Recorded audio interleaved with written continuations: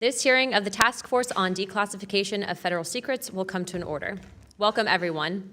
Without objection, the chair may declare a recess at any time. Additionally, without any objection, the following members are waived onto the task force for the purpose of questioning witnesses at today's hearing: Representative Biggs of Arizona, Representative Begich of Alaska, Representative Ogles of Tennessee, Representative Titus of Nevada, and Representative Moskowitz of Florida. There are no objections. I recognize myself for the purpose of making an opening statement. Good morning and welcome to the hearing regarding UAP disclosures. For too long, the issue of unidentified anomalous phenomena, commonly known as UAPs, has been shrouded in secrecy, stigma, and in some cases, outright dismissal. Today, I want to state clearly that this is not science fiction or creating speculation. This is about national security, government accountability, and the American people's right to the truth.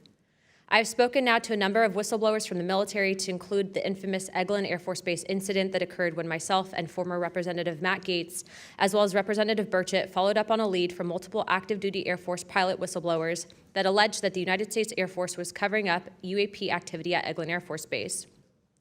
We have heard from a number of whistleblowers, specifically military pilots, that the reason for not coming forward publicly is out of fear that speaking out would cost them their flight status and potentially their careers.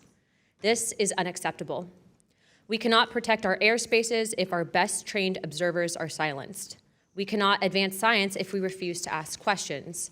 And we cannot maintain trust in government if we keep the American people in the dark. Now, Congress has tried to fix this problem.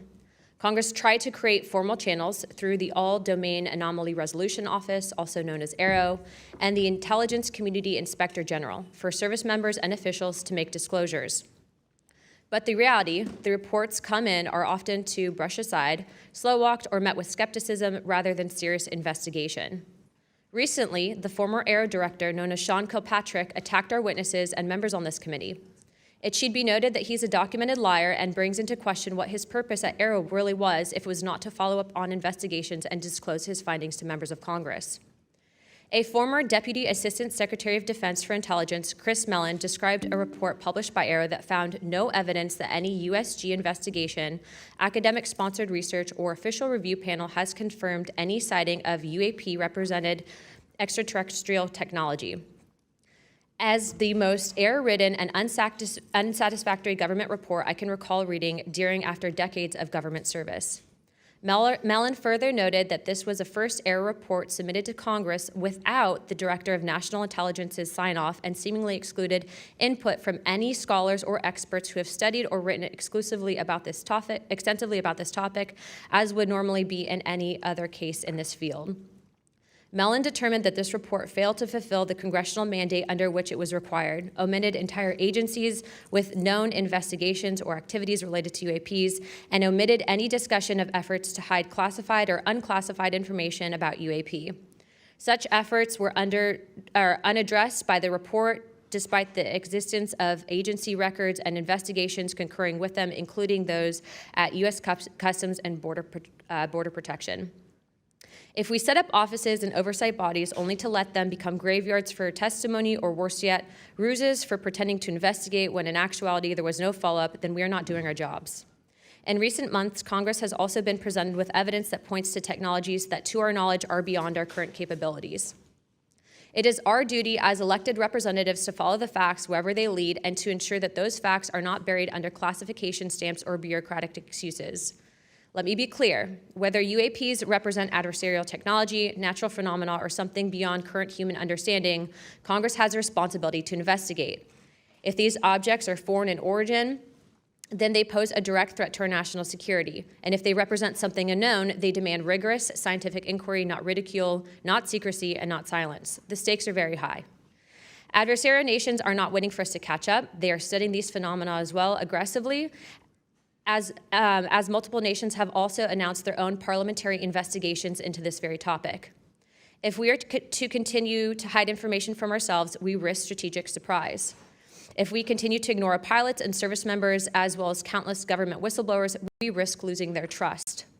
And if we continue to shield the truth from the public, we risk eroding the very foundation of democratic accountability. This is why this hearing matters. This is not about fueling speculation. This is about demanding the basic transparency from the Department of Defense and the intelligence community and other military contractors. It is about asking the questions every American has the right to ask. What do we know? What don't we know? And why in a free society are we being told so little? A major barrier to this committee's inquiry into UAPs has been the lack of cooperation and transparency from the Department of Defense and the intelligence community. In preparation for previous UAP hearings, the committee repeatedly asked the Department of Defense to allow members to view videos and files related to UAP incidences. Unfortunately, the Department of Defense notified the committee staff that due to the department's Special Access Program rules, only members of the House Armed Service Committee, as well as the Defense Subcommittee on House Appropriations, also known as HAC-D, were allowed to be read in onto such programs. For a non-committee member to be allowed to view these documents and videos, individual members must be approved by the chairman and ranking member of both HASC and HAC-D. Independent SAP oversight has presented a consistent problem for Congress, as well as program budgets are classified. Additionally, oversight reporting to Congress is classified and only provided to the authorizing and appropriations committees of jurisdiction. The American people are not fragile. They do not need to be shielded like children from reality. What they cannot tolerate and what they will not forgive is a government that withholds the truth and punishes those who dare to speak up. I want to close with this. Future generations will look back at this moment and ask what we did when presented with the unknown. Did we look away, embarrassed or afraid, or did we pursue the truth with courage? I intend to be on the side of truth, transparency, and accountability, and I hope my colleagues on this task force will be able to do the same. To quote a few elected officials, Senator Schumer has stated, multiple credible sources allege a constitutional crisis over UFOs. Senator Rounds has stated that these are brilliant individuals and they are not making this stuff up. And our current Secretary of State, Marco Rubio, has stated very high clearances and high positions within our government in regards to these whistleblowers. Senator McConnell also described these whistleblowers as staying incredible. And the witnesses today are not alone. In fact, they're far from it. In fact, 34 senior military, government, and intelligence officials have broken their silence. This includes now Secretary of State Marco Rubio, Senator Rounds, Senator Gillibrand, General Jim Clapper, the former director of the government's UAP task force, the former head of aviation security for the White House National Security Council, the former Secretary of Defense, and many more. Again, to quote Secretary of State Rubio in an upcoming documentary known as The Age of Disclosure, even presidents have been operating on a need-to-know basis that begins to spin out of control. And to quote Senator Gillibrand, who also went public in this documentary, it's not acceptable to have secret parts of this government that no one ever sees. It's time for the fundamental truths of UAP to be revealed to our nation's leaders and the public. It's time for the U.S. government to exercise transparency. And with that, I yield to Ranking Member Crockett for the opening statement. Thank you so much, Madam Chair. At a time of increasing distrust in government, it is important for Congress to take action to restore the government's credibility. Bringing transparency to an issue of great public interest is a step toward doing just that. So I thank Chairwoman Luna for calling this bipartisan hearing to discuss unidentified anomalous phenomena, or UAP, which is today's term for what was commonly known as UFOs, unidentified flying objects. And while some people think of flying saucers when they hear these terms, it is vital that we focus on the real-world impact of UAPs on critical infrastructure, civilian safety, and national security. There is good reason to believe that most UAPs have origins far closer to home. Currently, NASA has not found any evidence that any UAPs have an extraterrestrial origin. Our adversaries are working to develop new capabilities to gain military advantages, and those efforts are likely explanation for the mysteries that we have observed. Nevertheless, the federal government has a responsibility to the American people to investigate and provide transparent disclosures about every incident. The federal government is equally obligated to protect those who report what they've seen, especially to commanding officers and supervisors. And Congress should do everything in its power to protect whistleblowers and conduct oversight of agencies that are failing to provide that protection. Democracy depends on transparency, and transparency often relies on the courage of individuals willing to risk their careers, reputations, and in some cases, their personal safety to tell the truth. So I look forward to hearing from the witnesses today. We should welcome their accounts and acknowledge the bravery they have shown to come before us. We must ensure that all whistleblowers feel that they can come to Congress to tell their stories without fear of retaliation or professional consequences. We need transparency not just to make better policy, but also to ensure that information flows between all those who need it. There are too many tragic examples in our history where information lapses and a lack of cross-agency coordination led to disaster. Just this year, failure to communicate between FAA and the Department of Defense led to tragedy over the Potomac. The Biden-Harris administration sought to eliminate some of these lapses when it established the All-Domain Anomaly Resolution Office at the Department of Defense.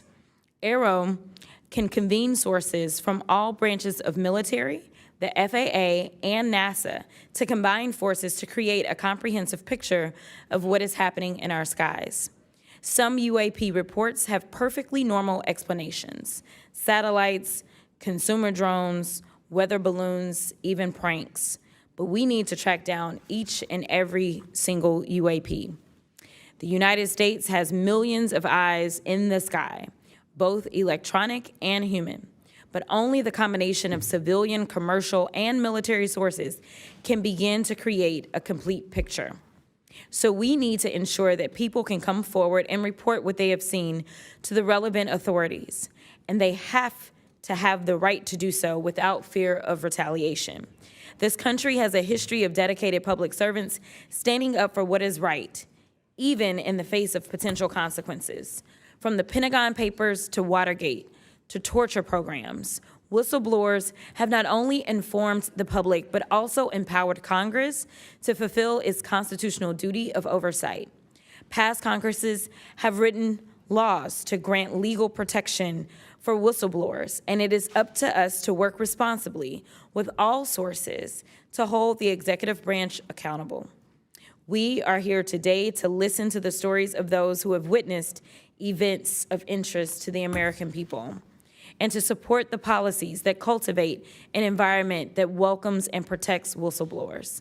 I hope this hearing will be an example of the respect and protection whistleblowers deserve and the importance of conducting oversight of the federal government. I yield back.